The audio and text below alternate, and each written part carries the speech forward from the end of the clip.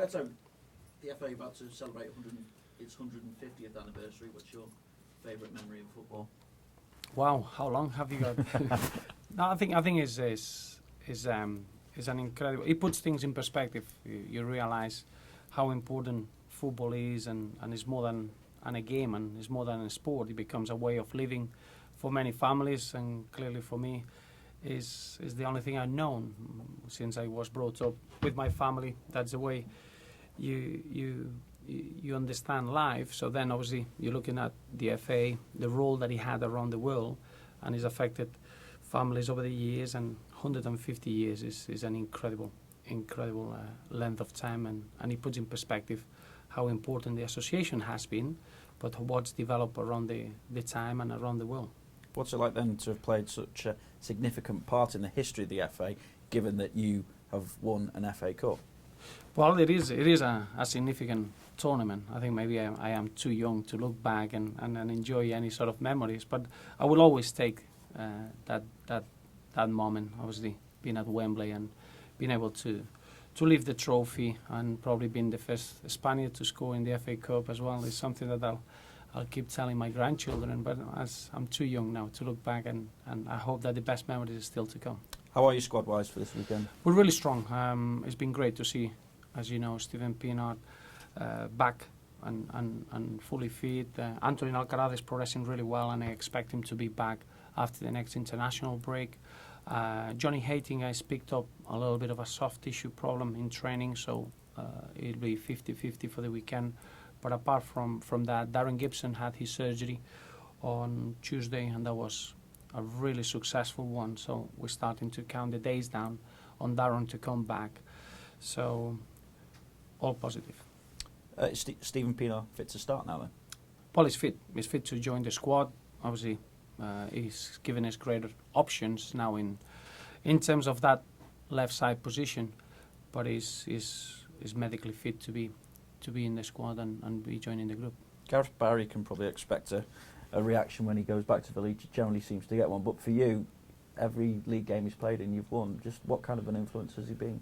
Well, it's not just in the games, it's just having him around. It's just from the first day one that he arrived, is an incredible influence with the youngsters, and an incredible influence in the standards of everything that we do in training. So just with that alone, you realise what a figure we have at the club. Is someone that he breathes the game, he brings the experience that he had throughout his career, and is playing like with the desire and enthusiasm of an 18 years old. So he's been a great player for us, and I just want him to carry on enjoying his football at Everton for as long as we can. How much thought then have you given to trying to make his move permanent? It's not the right time. I wouldn't put that in his mindset at the moment. All I want him to focus is in keep enjoying his football, keep pushing to start at the weekend, and develop that competition behind the scenes. That's the only thing that matters at the moment. You've won 4 out of your last 5 league games, only 1 defeat in that time, yet 7th in the table. What does that say about the battle that you've got to try and force your way into those top 4 spots this season? Well, I think it shows you, first of all, that there are 6 teams. I feel there are 6 clubs that they're going to have all of those. They are expected to be fighting for the Champions League spot. So anyone that he wants to break into those 4 positions is going to be a really, really important effort.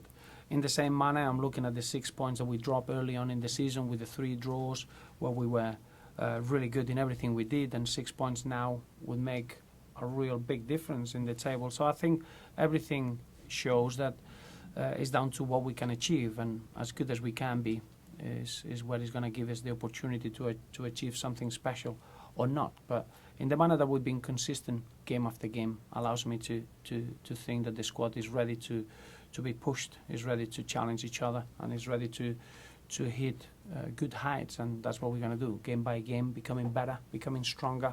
And then once we get around April, March, we're going to know where we are and what we can finally fight for in the league. This weekend is a fit again Benteke the biggest threat? I think it's been an impressive signing. I think you're looking at his contribution last season. It was more than significant in Aston Villa's record in the league, and you can see what it brings to the crowd and what it means to everyone at Villa. So clearly, Villa with Benteke on the pitch is a bigger threat, and we'll have to be very, very wary of that. How would you compare him and Lukaku? They're very different. They're very, very different. I'm looking at Belgium as a national team, and you think you are very, very fortunate to have two players of that quality. I would say that they're very, very, very different.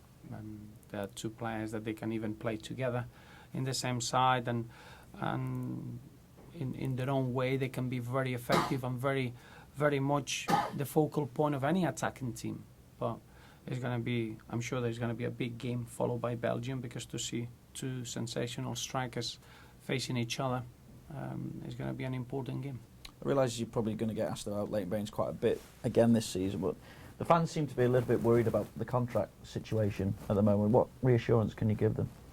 Well, at the moment, all it matters again is to see Leighton fully fit, enjoying his football, increasing in all his personal stats. I think all his performance stats this season, they improved from last campaign, and that's for me is very, very important. Someone that at his age of maturity is starting to enjoy his football in a great manner, and is developing his performance outcome in the way that he's done early on in the season. That's very significant, and that's what it matters to me. Everything else is just trying to find an issue from the outside and see what we can comment on, apart from being supporting a player that has been terrific for the national team in the two games that he started, and in the level of form that he showed this season.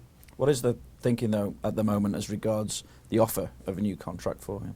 Well, there's no train of thought on that at the moment. All it matters is that Leighton is enjoying his football, and that's the only thing that I'm focusing on. Just away from the club, obviously a manager leaving his post this week in Ian Holloway. What do you make of that? Well, I think it is a bit the remarks of the modern game. You get such huge expectations, and obviously Ian Holloway has always been a very open and honest manager, and it's quite refreshing to see someone that he comes out and he sees the situation and he wants to do something about it to help the team. Is a shame, because I think the success that he brought to Crystal Palace, nobody can forget that, and to get promoted out of the Championship in the manner that they did is something that he should continue with a real successful season. Is a shame to see him leaving. He must have his reasons, and nobody knows better than him. But is a quite unique way of solving a bit of a difficult period for the team. You normally don't get those sort of honesty from someone in charge of a team. And finally, we've spoken quite a bit about the issue of racism in the past, and it reared up again last night with Yaya Toure suffering it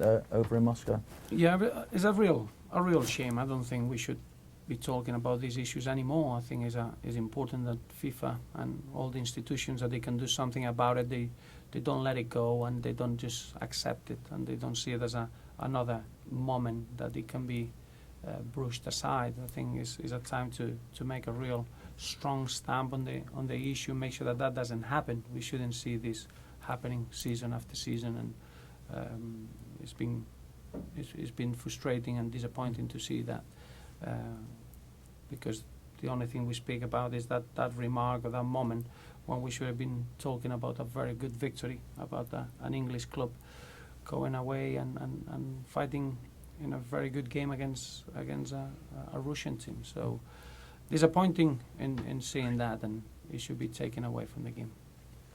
Just a couple of quick ones, if I may. Villa have played with a number of different formations this season. Does that make your life more difficult in maybe not knowing how they might approach your game? No, because they're going to be flexible and they can change things around. They've been playing with a back three against Man City. They played with a front two. They played with a front three. I think is just the sign of a very strong side when they can be flexible and be very good in different systems. I think it pays. That allows you to know what you're going to face. We need to be really on top of our game to be able to cope with those changes and that flexibility. But we know that we're going to face a team that they can change different formations and different personnel, and we're going to be ready for that. And we'll be speaking to Stephen Naismith, I think, a little bit later on. What have you made of his season so far, and what does he have to do, perhaps, to become a first-team regular? Well, remember that I've been very impressed with Stevie. I think he's someone that the first season normally takes a little bit of time to get used to the surroundings and the new club and the league, and now he's someone that for me has been really important for the side. Remember that he plays in a position that sometimes you need a little bit of variation, you need to use different ways of attack, but he's had some outstanding performances already. I think the performance against Chelsea at home, where he scored, it was one of the best performances that he's had at the club. But every time that he's on the pitch, he contributes in a great manner, which is a sign of someone that is ready to help the team. So I've been very happy with Stevie, and I know it's going to be a really good season for him. Thank you. Cheers, Thank Roberto. you.